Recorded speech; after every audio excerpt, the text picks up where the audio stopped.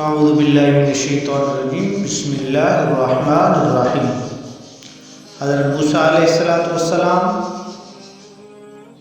کا اللہ تعالیٰ سے پوچھا گیا سوال اور اللہ تعالیٰ کا جواب۔ حضرت موسیٰ علیہ السلام نے ایک دفعہ اللہ تعالیٰ سے پوچھا، اے میرے پروردگار، میرے ساتھ جنت میں کون ہوگا؟ ارشاد ہوا، اے موسیٰ، تیرے ساتھ فلاں قصاب ہوگا۔ حضرت موسیٰ علیہ السلام کچھ حیران ہوئے اور اس قصاب کی تلاش میں چل پڑے۔ وہاں دیکھا تو ایک قصاب اپنی دکان میں گوشت بیچنے میں مصروف تھا۔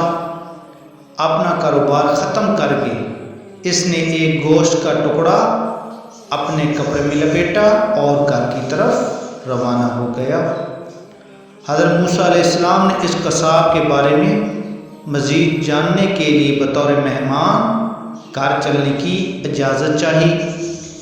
گھر پہنچ کر قصاب نے گوشت پکایا، پھر روٹی پکا کر اس کے ٹکڑے شوربے میں نرم کیے اور دوسرے کمرے میں چلا گیا، جہاں ایک انتہائی کمزور بڑھیا پلنگ پر لیٹی ہوئی تھی۔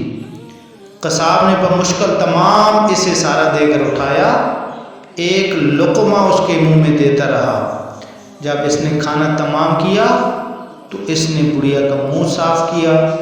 کھانا کھا کر بڑھیا نے قصاب کے کان میں کچھ کہا، جسے سن کر قصاب مسکرا دیا اور بڑھیا کو واپس لٹا کر باہر آ گیا۔ حضرت موسیٰ علیہ السلام جو یہ سب دیکھ رہے تھے، آپ نے قصاب سے پوچھا کہ یہ عورت کون ہے اور اس نے تیرے کان میں کیا کہا؟ جس پر وہ قصاب مسکرا دیا اور بولا، اے اجنبی، یہ عورت میری ماں ہے۔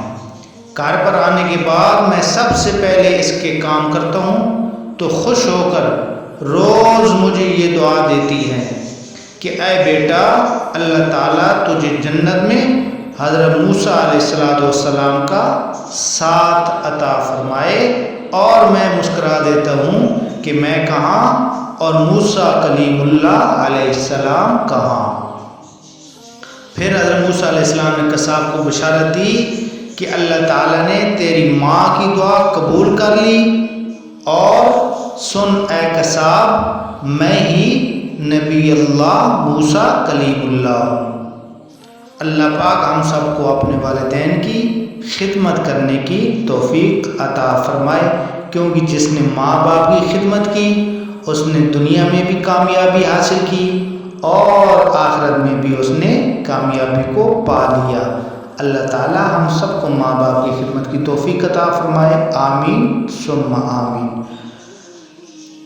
اگر ہماری یہ ویڈیو اچھی لگے تو پلیز ہماری ویڈیو کو لائک کر کے ہمارے چینل کو سبسکرائب کر دینا اور بیل آئیکن کو پریس بھی کر دینا، تاکہ اسی طرح کی ہر نئی آنے والی ویڈیو آپ تک پہنچتی رہے۔